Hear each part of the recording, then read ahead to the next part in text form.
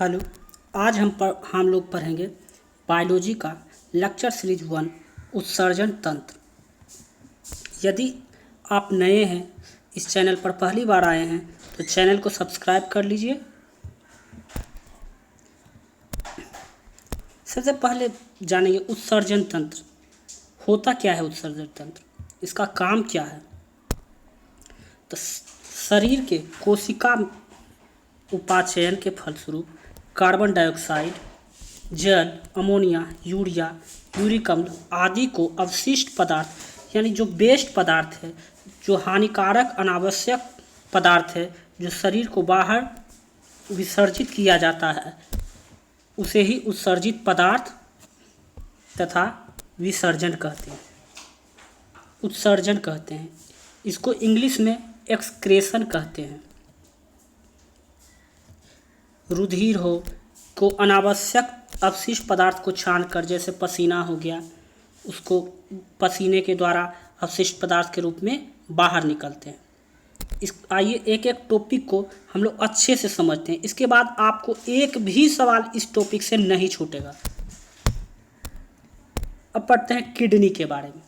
Kidney का मुख्य कार्य, किडनी जिसको कि वृक्क कहते हैं, का मुख्य कार्य क्या है। शरीर के तरल पदार्थ को छानकर इसे उपस्थित हानिकारक अवशिष्ट एवं निरर्थक पदार्थ को मूत्र के रूप में बाहर निकालना, ये काम किसका है? किडनी का। किडनी का क्या कार्य है? शरीर के तरल पदार्थ को छानकर इसमें उपस्थित हानिकारक अवशिष्ट पदार्थ को मूत्र के रूप में बाहर निकालना, शरीर में लवण एवं जल की मात्रा को नियंत्रित करना। और दूसरा क्या काम है? शरीर में लवण एवं जल की मात्रा को नियंत्रित करना। रक्त के परासरण दाब, ऑस्मोटिक प्रेशर ओपी को नियंत्रित करना। और क्या काम है? शरीर में रक्त के परासरण दाब को नियंत्रित करना। अब दूसरा है नेफ्रॉन या वृक्क नलिकाएं, जो उत्सर्जन की संरचनात्मक एवं क्रियात्मक इकाई होती है। वृक्क या नेफ्रॉन को क्या कहते हैं? उत्सर्जन की संरचनात्मक एवं क्रियात्मक इकाई नेफ्रॉन को कहते हैं। ठीक है। 10 लाख नेफ्रॉन पाए जाते हैं। एक मनुष्य में 10 लाख नेफ्रॉन पाए जाते हैं। मानव शरीर में रक्त की शुद्धिकरण की प्रक्रिया, प्यूरिफिकेशन की प्रक्रिया को डायलिसिस कहते हैं। मानव शरीर में रक्त की शुद्धिकरण की प्रक्रिया को डायलिसिस कहते हैं। इसके बाद एक छोटा सा क्वेश्चन आंसर टेस्ट भी हम लोग लगाएंगे। अपोहक, अगला टॉपिक है अपोहक, जिसको डायलजर कहते हैं। कृत्रिम वृक्क के रूप में कार्य करता है। अपोहक किसके रूप में काम करता है? कृत्रिम वृक्क के रूप में कार्य करता है अपोहक, जिसको डायलजर कहते हैं। अपोहक किस क्रिया के अंतर्गत आती है? अपोहक या डायलिसिस क्रिया के अंतर्गत आती है। अर्धपारगम्य झिल्ली द्वारा आर पर विसरण के सिद्धांत पर कार्य करती है। यह किस सिद्धांत पर कार्य करती है? अपोहन, डायलिसिस या डायलजर विसरण सिद्धांत पर कार्य करती है अपोहन। यूरिया, यूरिया यानी यकृत, यूरिया लीवर यकृत में बनती है।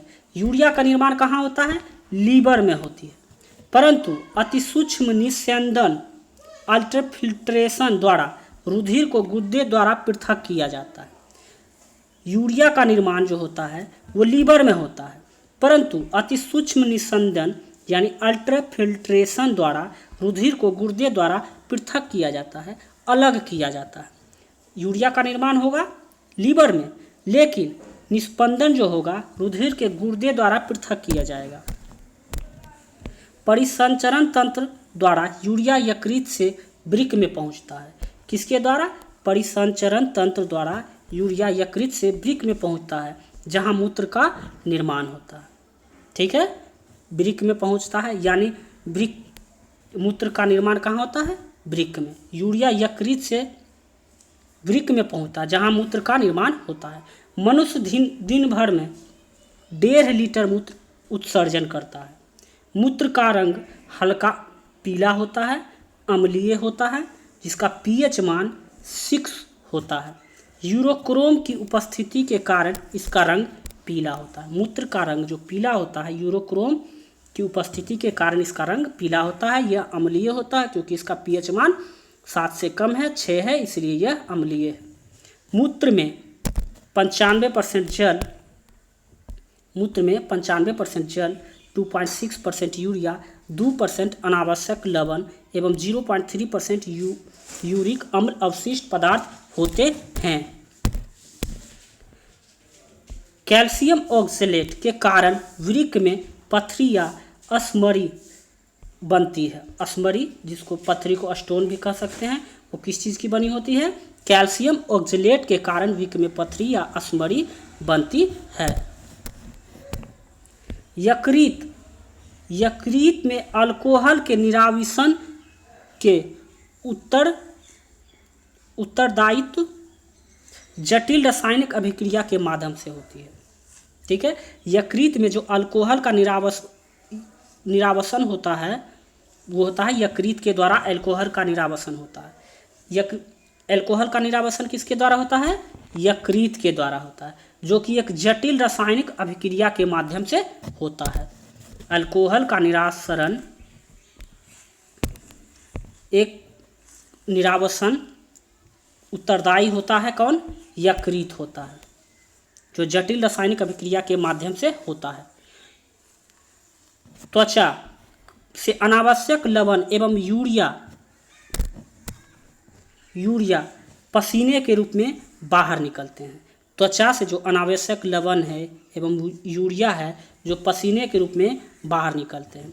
यकृत त्वचा तथा फेफड़ा का उत्सर्जक तंत्र अंग है। इस तरह से उत्सर्जन तंत्र समाप्त हुआ।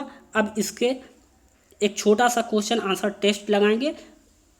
एक भी सवाल इस टॉपिक से नहीं छूटेगा। जय हिंद। चलते हैं हम लोग क्वेश्चन की तरफ। एक छोटा सा क्वेश्चन आंसर का टेस्ट लगाएंगे।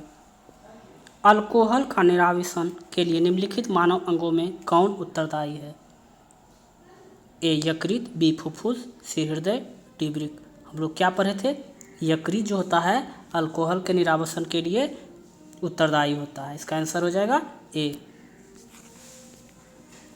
एक स्वस्थ मनुष्य में एक दिन में निम्नलिखित मात्रा में पेशाब करता है। ए 1.5 लीटर, बी 3 लीटर, सी 6 लीटर, डी 9 लीटर। इसका सही आंसर है क्या हम लोग पढ़े थे? 1.5 लीटर। एक मनुष्य एक दिन में 1.5 लीटर पेशाब करता है। मनुष्य शरीर में खून की शुद्धिकरण की प्रक्रिया को कहते हैं। ए डायलिसिस, बी हीमोग्लोबिन, सी ओस्मोसिस, सी डी पैरोलिसिस। इसका सही आंसर है ए डायलिसिस। निम्न में से कौन सा सही है? शरीर में सारा रक्त किडनी के माध्यम से मिल जाता है। शरीर में सारा रक्त किडनी के माध्यम से गुजरता है। शरीर में सारा रक्त किडनी के माध्यम से शुद्ध होता है। शरीर में सारा रक्त किडनी के माध्यम से बनता है। शुद्ध कौन करता है? किडनी। क्या हो जाएगा? सी।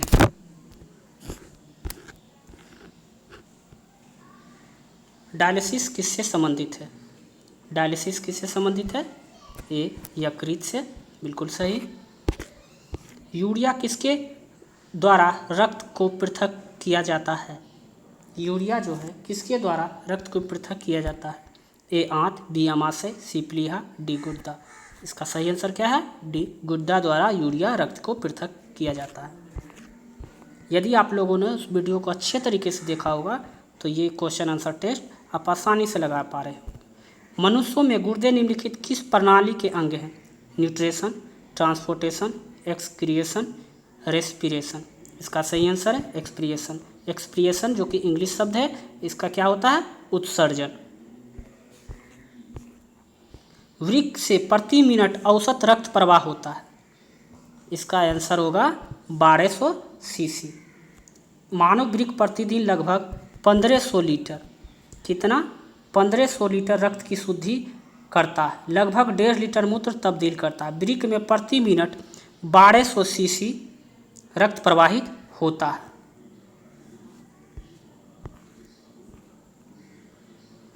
अपोहक जिसके कार्य संपादन हेतु प्रयुक्त होता है वह है अपोहक, जिसको हम लोग क्या पढ़ाए थे, डायलेजर के रूप में, जो कि किसके खराब हो जाने के बाद कार्य करता है, वृक्क के खराब हो जाने के बाद कृत्रिम रूप में अपोहक यानी डायलेजर कार्य संपादन करता है, किसका, वृक्क का।